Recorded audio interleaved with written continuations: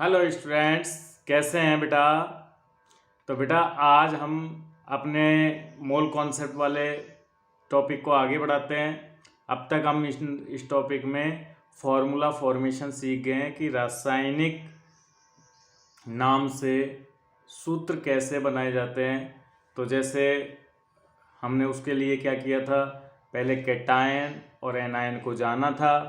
Cation anion जानने के बाद में हमने उसका फॉर्मूला बना लिया था।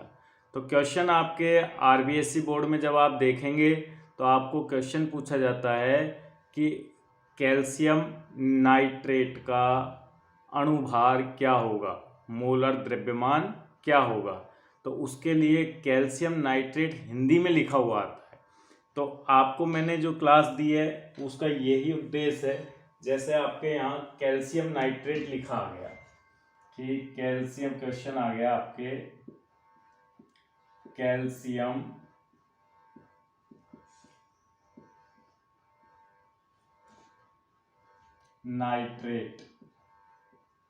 नाइट्रेट का अणुभार आपको बताना है। तो बेटा ये क्वेश्चन, अब कैल्शियम नाइट्रेट के बारे में कुछ भी पूछा जाए हम कैसे बताएंगे। तो कैसे बताएंगे के लिए या फिर हमारे सामने प्रॉब्लम आ जाती है। क्या प्रॉब्लम आ जाती है कि हमको तो कैल्शियम नाइट्रेट का फॉर्मूला ही पता नहीं है, और फॉर्मूला बनाने के लिए मैंने आपको कल तरीका दिया था। तो सबसे पहले कैल्शियम नाइट्रेट को लिखना है। तो इसमें कैटायन कौन हो गया, तो ये कैल्शियम नाइट्रेट है आपके पास। कैसे बनाएंगे एक बार फिर से मैं रिमाइंड करा रहा हूँ। कैल्शियम तो आपका ये हो गया और नाइट्रेट ये हो गया। ओके, तो अब कैल्शियम की वैलेंसी शो करते हुए आप इसका सिंबल लिखेंगे। तो कैल्शियम का हो गया Ca+2। ठीक है, कैल्शियम सेकंड ग्रुप से बिलोंग करता है।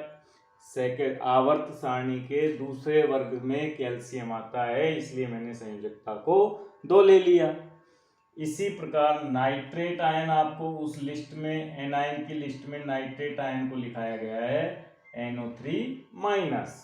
तो ये NO3- हो गया। अब आप चार्ज को बैलेंस कर लो, या फिर कैल्शियम की संयोजकता को नाइट्रेट के नीचे और नाइट्रेट की संयोजकता को कैल्शियम के नीचे लिख लो, जो तरीका आपको बेटर लगे।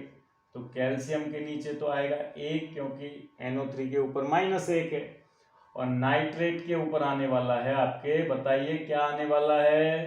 तो नाइट्रेट के नीचे आने वाला है 2। ठीक है, तो ये कैल्शियम, एक को अगर आप दिखाओ तो ठीक है और नहीं दिखाओ तो भी चलेगा। तो कैल्शियम नाइट्रेट का सूत्र क्या आ गया, CaNO3 का होल ट्वाइस। क्लियर, इसको ऐसे पढ़ेंगे हम। अब हमारा अणुभार, तो अणुभार क्या होता है, यौगिक में उपस्थित सभी तत्वों के परमाणु द्रव्यमान का बीजगणितीय योग अणुभार होता है। तो एक बार अणुभार के बारे में हम लिख लेते हैं कि अणुभार क्या होता है। अणुभार हो गया आपके पास अणुभार, इसको हम बोलते हैं यौगिक में उपस्थित सभी तत्वों के परमाणु भार का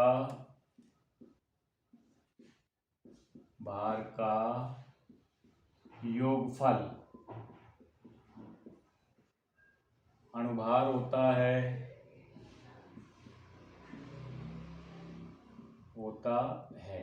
तो ये आपकी डेफिनेशन हो गई, परिभाषा अणुभार की कैसे निकालते हैं। अब जैसे आपके पास एग्जाम्पल यही है, कैल्शियम नाइट्रेट का निकालना है हमारा उद्देश्य है। तो कैल्शियम का परमाणु भार सबको याद होगा, परमाणु क्रमांक होता है 20, तो अणुभार हो गया 40। उसके बाद नाइट्रेट, तो एन का कितना होता है बेटा, तो ये 2 बार है, एक तो नाइट्रेट इसलिए मैंने 2 लिख दिया। अब नाइट्रोजन का होता है 14 और ऑक्सीजन का होता है 16, लेकिन 3 बार है तो 3 से मल्टीप्लाई कर दिया, ये पूरा ब्रैकेट। तो पहले इस ब्रैकेट को सॉल्व कर लेते हैं हम। तो 40 + 14 और 3, पहले 16 थी 48, मान लो स्लो यहाँ यूज करेंगे हम, और 16 थी 48 और 14 62, 62 को 2 से मल्टीप्लाई करोगे तो कितना आएगा आपके पास आ जाएगा। तो यहाँ आपके पास आ जाएगा 40 प्लस 124 बराबर आपके बराबर आ गया 164। कितना आ गया? तो आपके 164 हो गया किसका? तो यानी 40 और 14, तो यहाँ अपन लिख देते हैं, टोटल अनुभार आ गया इसका 40 प्लस 124, यानी आपके आ गया 164। क्लियर? तो ये 164 क्या आ गया? ये 164 आ गया आपके कैल्शियम नाइट्रेट का अनुभार। तो ये क्लास हमारी, मैंने एक बार एक क्वेश्चन और ले लिया तो ये क्लास हो जाती है हमारी। अब एक टॉपिक पूरा हो गया मूल कॉन्सेप्ट का कि अणु सूत्र से हम रासायनिक नाम से अणु सूत्र कैसे लिखेंगे, यौगिक का सूत्र कैसे लिखेंगे, उसके बाद उसका अनुभार कैसे निकालेंगे।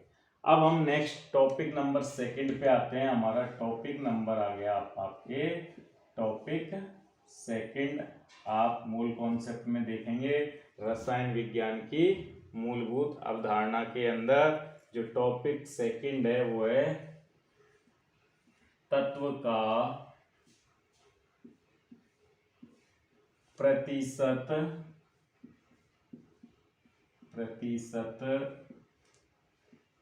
संगठन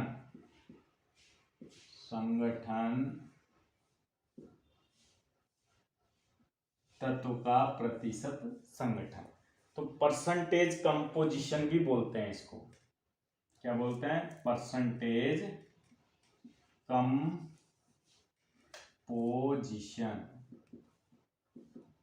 ये आपके हेडिंग है आपका। ठीक है, तो बेटा परसेंटेज कंपोजिशन क्या होता है? जैसे आप इस मार्कर को देख रहे हो ना, तो इस मार्कर के अंदर क्या क्या चीज है? एक इसका ढक्कन है, ये रहा ढक्कन, ये इसके अंदर रिफिल है। तो ये ढक्कन भी तो मार्कर को बना रहा है, ये बना दिया मार्कर को। तो इसने ढक्कन ने इस मार्कर का कितना % हिस्सा बनाया है? तो ये आपको लग रहा होगा कि बहुत कम, 1/4 हिस्सा है, यानी इसका 1/4 का 1/5 पार्ट है। 1/5 पार्ट को आप बोल सकते हो कि 20% हिस्सा बनाया है। तो किसी भी, अब आप जैसे आप अपन बात कर लेते हैं कि ये आपके इंक का डब्बा है, इसमें 4 फेस हैं, देख रहे हो? तो एक फेस का जो पार्टिसिपेशन है इस वाली फेस का वो कितना है? तो इसका का है 25%। 25% ये है, 25% ये है, 25% ये है। तो ऐसे मिलके ये पूरा बना हुआ है। तो सिमिलरली उसी तरह से अगर हम देखें कोई भी कंपाउंड है, जैसे H2O है, क्या है? H2O। तो इसके अंदर किस ने हिस्सा लिया है H2O को बनाने में? एक तो हाइड्रोजन ने लिया है और एक दूसरे किसने लिया है? ऑक्सीजन ने लिया है। तो हाइड्रोजन और ऑक्सीजन मिलकर जल बना रहे हैं। क्या बना रहे हैं बेटा? जल। तो हाइड्रोजन ने कितना हिस्सा, हाइड्रोजन अगर हम देखें तो इसके अंदर हाइड्रोजन तो होता है 2 अणु, परमाणु भार कितना होता है हाइड्रोजन का? 1 परमाणु भार होता है, लेकिन संख्या है 2, तो 2 का हो गया 2। एक हाइड्रोजन का 1 भार, तो 2 का 2 भार।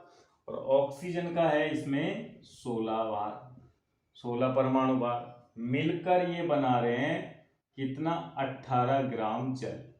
कितना जल बना रहे हैं? 18 ग्राम जल को बना रहे हैं। ओके, बात क्लियर हो गई? तो इसमें अगर जल को बनाने में हाइड्रोजन ने कितना हिस्सा दिया है अपना? 2 ग्राम, और ऑक्सीजन ने कितना दिया है? 16 ग्राम। तो अब मैं आपसे पूछूं बेटा, जल के एक अणु के अंदर हाइड्रोजन का कितना हिस्सा है? तो आप बोलोगे 2 ग्राम। ऑक्सीजन का कितना हिस्सा है? आप बोलोगे 16 ग्राम। ठीक बात, आपने 2 ग्राम बोला, 16 ग्राम बोला, लेकिन मैं नहीं, ऐसे मत बोलो। मुझे बताओ हाइड्रोजन का कितना परसेंटेज है, तो फिर आपको परसेंटेज निकालना पड़ेगा। तो परसेंटेज निकालने के लिए हम क्या फॉर्मूला अप्लाई करेंगे, तो अभी तक तो आपने 2 ग्राम 16 ग्राम बोला है, तो परसेंटेज निकालने के लिए हमको एक सूत्र का इस्तेमाल करना पड़ता है। तत्व का प्रतिशत संगठन की अगर बात की जाए तो तत्व का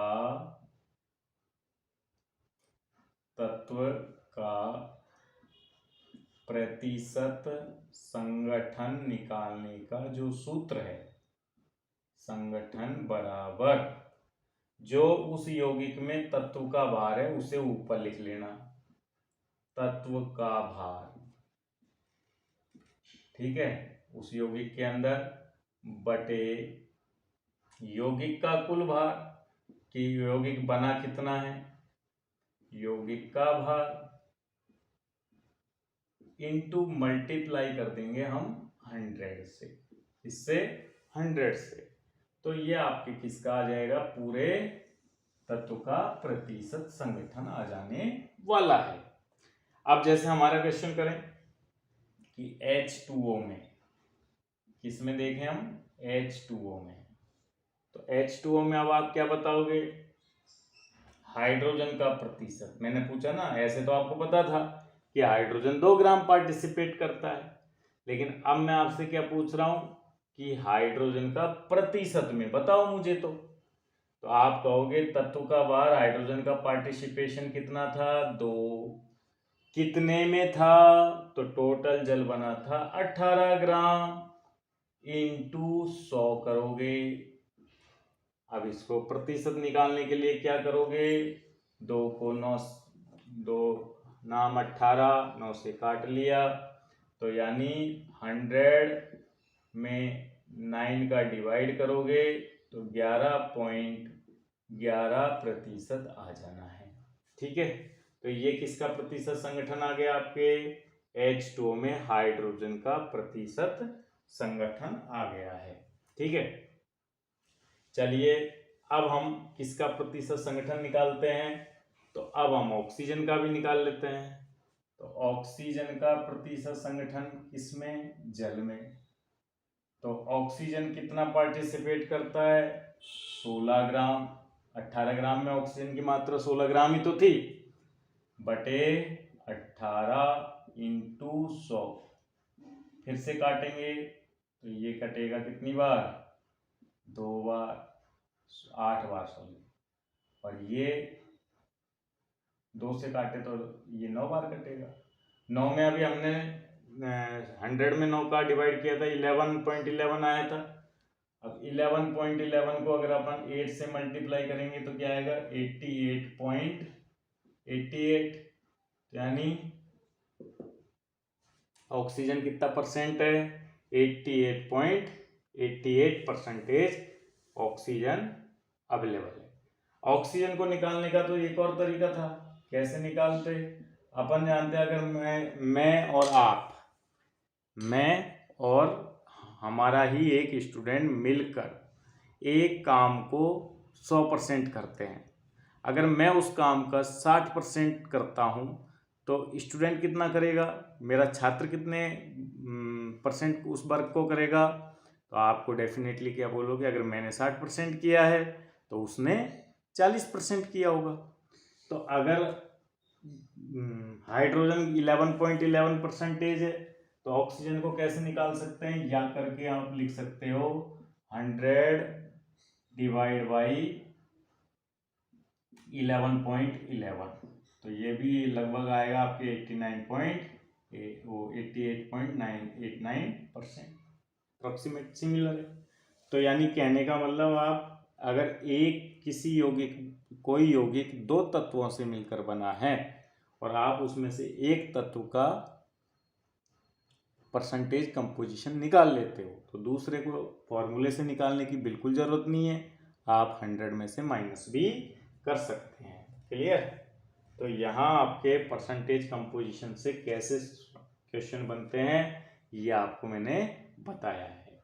निकाल लोगे आप परसेंटेज कंपोजिशन, दे दें एक क्वेश्चन, चलिए एक क्वेश्चन मिटा दें, आप वीडियो को पॉज करके जो चीज़ आपको नोट डाउन करनी है उसे नोट कर लिया करें और नोट्स बनाते रहना। आप वीडियो से नोट्स बनाओगे बहुत अच्छा है, वरना आपको नोट्स तो कंटेंट अवेलेबल भी हो जाएगा, लेकिन कोशिश करें कि वीडियो को पॉज करके ही नोट्स बना लिए जाएं। तो एक और अगले क्वेश्चन की ओर आते हैं हम। अगला क्वेश्चन है हमारा, देखना क्वेश्चन को। C6H12O6 जान गए कि इसका फॉर्मूला लिखा है मैंने, बिल्कुल याद आ गया। मैंने ये फॉर्मूला लिखा है ग्लूकोज का, इसका ग्लूकोज का, आपको भी यही याद आया होगा। में प्रत्येक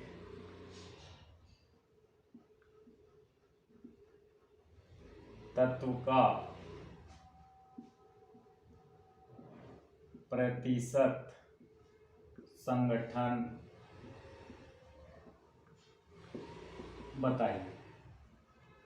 तो ग्लूकोज पहले तो कितने एलिमेंट से बना हुआ है? तो ग्लूकोज में है कार्बन, हाइड्रोजन और ऑक्सीजन। कितने एलिमेंट अवेलेबल है इसमें? 3। कार्बन भी है, हाइड्रोजन भी है और ऑक्सीजन भी है। तो सबसे पहले हम क्या करते हैं, इस पूरे ग्लूकोज के का अणुभार यानी यौगिक का भार पता कर लेते हैं। तो यौगिक का भार, यौगिक हो गया ग्लूकोज, तत्व से मिलकर यौगिक बनते हैं। छोटी क्लास में परिभाषा पढ़ी होगी, यौगिक का भार। तो यौगिक का भार निकालने के लिए क्या करेंगे? कार्बन का परमाणु भार याद है? नहीं है तो जाके पी आवर्त सारणी के अंदर सभी के परमाणु भार रटो। 6 × 12, 6 तो संख्या है, एक कार्बन का भार 12 होता है। तो 6 × 12। हाइड्रोजन का भार सबको पता है, हाइड्रोजन की संख्या है 12, हाइड्रोजन का परमाणु भार है 1। ऑक्सीजन की संख्या है 6, परमाणु भार है 16 यानी 16। सबका टोटल कर लो, 12 × 6 = 72, 12 एकम 12 और 16 × 6 = 96। अब इनको ऐड कर लो, अगर ऐड करेंगे तो 180 आ जाएगा, यानी ग्लूकोज का अणुभार हो गया, अणुभार भी कह सकते हो, और यौगिक का भार 180 ग्राम। ठीक है, अब हमें जिम्मेदारी क्या मिली है? प्रत्येक तत्व का प्रतिशत संगठन बताना है। तो इसमें कार्बन ने कितना हिस्सा दिया है? 72 ग्राम। हाइड्रोजन ने कितना हिस्सा दिया है? 12 ग्राम। और ऑक्सीजन ने कितना हिस्सा दिया है? 96 ग्राम। अब हमको कार्बन का प्रतिशत संगठन निकालना है। तो कार्बन का हिस्सा कितना है? 72 ग्राम। और टोटल कितनी है अमाउंट?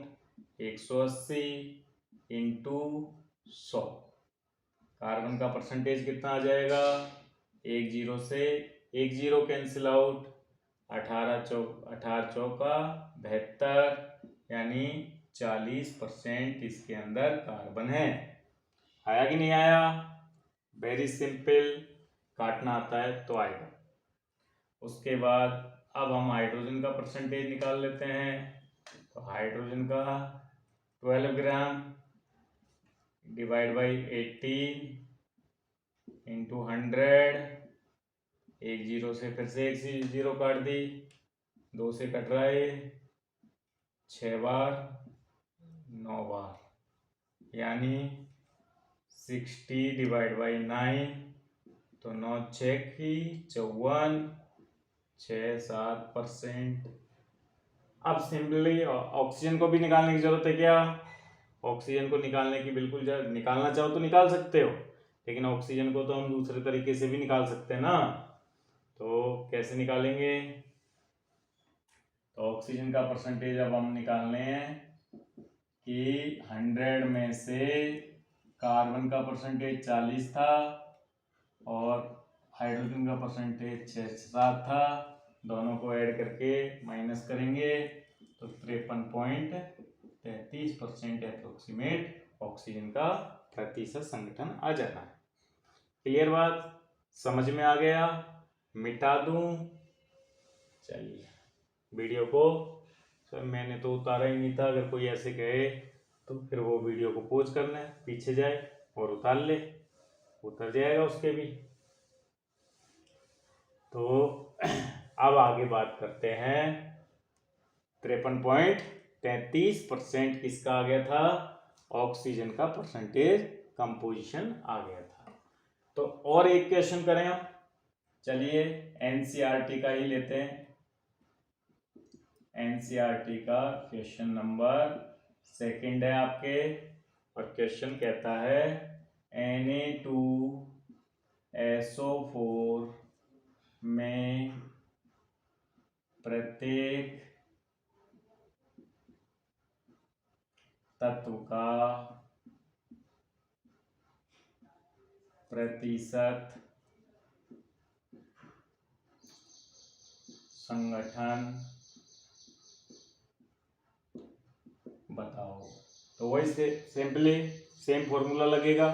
सबसे पहले आप Na2SO4 का बाहर ज्ञात करोगे, फिर उसके बाद सोडियम का परसेंटेज निकालोगे, फिर सल्फर का, फिर ऑक्सीजन का।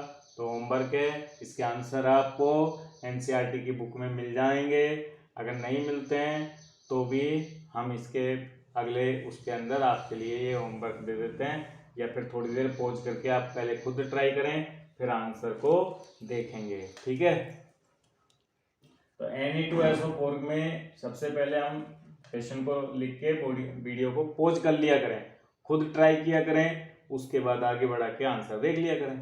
तो Na का हो गया परमाणु भार, पता नहीं है तो मैं पहले बता देता हूँ, आप इतना भी देख सकते हैं। सोडियम का 23 होता है, सल्फर का 32 होता है, ऑक्सीजन का 16 होता है। तो इसकी हेल्प से आप Na2SO4 का परमाणु भार कैसे यौगिक का भार कैसे निकालोगे? तो Na2SO4 का भार हम निकाल लेते हैं पहले, तो निकाल लेते हैं। तो सोडियम का हो गया 2 × 23 प्लस सल्फर का हो गया 32 प्लस ऑक्सीजन का हो गया 4 × 16, यानी टोटल हो गया 46 प्लस 32 प्लस 64। ठीक है, तो ये हमने टोटल कर लिया। अब हम इसको ऐड और कर लेते हैं। तो ऐड कर लेते हैं, तो 6 और 4 10, 10 और 2 12, फिर 6 और 3 9, 9 और 4 13 और 1 14, 142 ग्राम। आपके भी यही आएगा। तो ये एक बार चेक कर लें, फिर आगे बढ़ जाए। ठीक है, आगे बढ़ते हैं। अब हमको किसका परसेंटेज निकालना है, 1 बाई 1 हम निकालते हैं। सबसे पहले हमको सोडियम का परसेंटेज कंपोजिशन निकालना है। तो सोडियम का कितना पार्टिसिपेशन है? 46। 46 डिवाइड बाई 142 इंटू 100%, वो परसेंटेज आ जाएगा। अब इसको काटने में बड़ी दिक्कत आती है सर, कटता नहीं है। तो कटता नहीं है, कैसे काटें? तो इसको थोड़ा हल्का कर लो। हल्का कैसे कर लेते हैं? 23 और ये हो गया आपका 71 इंटू 100। ठीक है, तो अब आपको क्या करना है, इसको 2300 हो गया, ये 71 हो गया। अगर अपन 70 भी एज्यूम कर लेते तो एक जीरो कट जाएगी ना, तो 7 का डिवाइड करो, 7 दून 7 या 21, 2 बच जाएगा 20 हो गया। तो 7 या 21 होता है, और बिल्कुल ये 3 टाइम ही कटेगा। तो 71 इंटू 3 करोगे तो कितना आएगा? 3 7 21, 213, ये 230 है, तो 3 बार जाएगा, बचेगा कितना? 230 में से माइनस कर देते हैं 213 को, तो यहाँ आ जाएगा आपके 170 आ जाएगा। अब 170 के अंदर कितने का डिवाइड करोगे आप? 7 का, तो 7 3 2 टाइम घटेगा लगभग, कितना 2 टाइम, तो 32% अप्रोक्सीमेट ये आपके सोडियम का परसेंटेज आ जाएगा। ठीक है, अब आप किसका निकालोगे, अब आपको निकालना है किसका, सल्फर का परसेंटेज कंपोजिशन। सल्फर का weight 32 divide by 70 divide by 142, 142 into 100, तो वही आपको काटना है। तो काटने के लिए पहले इसको हल्का कर लेते हैं, वही 160, ये 16 बार कट गया, ये 71 बार, तो सल्फर का परसेंटेज आ गया आपके 1000 डिवाइड बाई 71, तो ये 2 टाइम तो जाएगा ही जाएगा, 7 दूनी 14, तो 2 टाइम। ठीक है, अब उसके बाद अगला भाग कितनी बार जाएगा निकालेंगे आप, तो अगला भाग जाएगा 7 दूनी 14, 140 42, 18 बच गया, 18 180, 180 में भी फिर भी 3 बार तो नहीं जाएगा, 2 बार ही जाएगा, तो 22% अप्रोक्सीमेट ये आ जाएगा। अब उसके बाद बचा ऑक्सीजन, तो 32 और 22 ऐड करके 100 में से माइनस कर देंगे, तो आपके पास आ जाएगा ऑक्सीजन का परसेंटेज कितना आ जाएगा इसमें, तो ऑक्सीजन का परसेंटेज 100 माइनस 32 प्लस 22 यानी 100 माइनस 4 7 3 6 5 5 आएगा, तो ये लगभग आ गया आपका 46% इसके अंदर ऑक्सीजन आ जाएगा। क्लियर हो गया सवाल, मिटा दें, एक बार कॉपी कर लीजिए फिर हम मिटा देते हैं। तो ये आपका एनसीईआरटी का सवाल था, सॉल्व हो गया। इस तरह से परसेंटेज कंपोजिशन के क्वेश्चन सॉल्व होंगे। अब देखिए उल्टा भी क्वेश्चन पूछा जा सकता है, तो सब मिटाया तो पोच करके मिटाओ, आप मिटा दिया, हमने उतारा भी नहीं, पोज करने की यहाँ आपको सुविधा अवेलेबल है, उसका फ़ायदा ले, पोज कर सकते हैं वीडियो को। तो नेक्स्ट अगर बेटा क्वेश्चन की बात करें, तो अब जैसे उल्टे क्वेश्चन भी पूछे जा सकते हैं कि आपसे अगर जैसे पूछा जाए 1 लीटर वायु में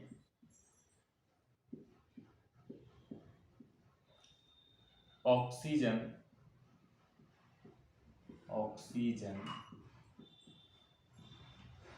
की का आयतन, ऑक्सीजन का आयतन क्या होगा 1 लीटर वायु में। अब वायु एक पूरा एक यौगिक हो गया, वायु क्या होगा, वायु में तो क्या होता है, वायु में ऑक्सीजन भी होता है, कार्बन डाइऑक्साइड भी होता है, नाइट्रोजन भी होता है, बहुत सारी गैसें होती है। तो वायु को हमने क्या मान लिया, एक यौगिक। और वायु में आप जानते हो ऑक्सीजन कितना होता है, सबको पता है, वायु में ऑक्सीजन हो गया है आपके, ऑक्सीजन बराबर 21%, वैसे तो 20 पॉइंट कुछ होता है, लेकिन हम 21% मान रहे हैं। ठीक है, ये आपको इंफॉर्मेशन दिया गया है और यह पता भी होना चाहिए आपको। अब 1 लीटर पूरा यौगिक हो गया है, तो 1 लीटर के अंदर आप जानते हो 1000 ml होता है। कितना होता है, 1000 ml होता है। अब आपको परसेंटेज दिया है, तो अपन के पास परसेंटेज निकालने का फॉर्मूला जैसे x परसेंटेज है, तो आप क्या करोगे, x परसेंटेज कैसे आया था, O2 का आयतन ऊपर लिखेंगे, ठीक है, फिर उसके बाद कुल आयतन, कुल वायु है तो वायु का आयतन नीचे लिखेंगे, ठीक है, इंटू 100 करेंगे, ऐसे ही करते हैं ना। अब आपको O2 का आयतन तो पूछ लिया गया है, O2 का आयतन तो पूछ लिया गया है, ये तो चीज़ पूछी है, और परसेंटेज आपको दिया है, तो 21 परसेंटेज की जगह लिख लिया, O2 का आयतन पूछ लिया गया है, वायु का आयतन ml में बदल लिया, 1000 ml इंटू 100 कर दिया, 2 जीरो से 2 जीरो काट दी, तो वायु का ऑक्सीजन का आयतन कितना आ जाएगा 210 ml। यानी ऑक्सीजन कितना प्रेजेंट है, ऑक्सीजन 210 ml प्रेजेंट है किसके अंदर, एटमॉस्फेयर के अंदर, वायु के अंदर। ठीक है, तो इस तरह से इस सवाल को हम करेंगे।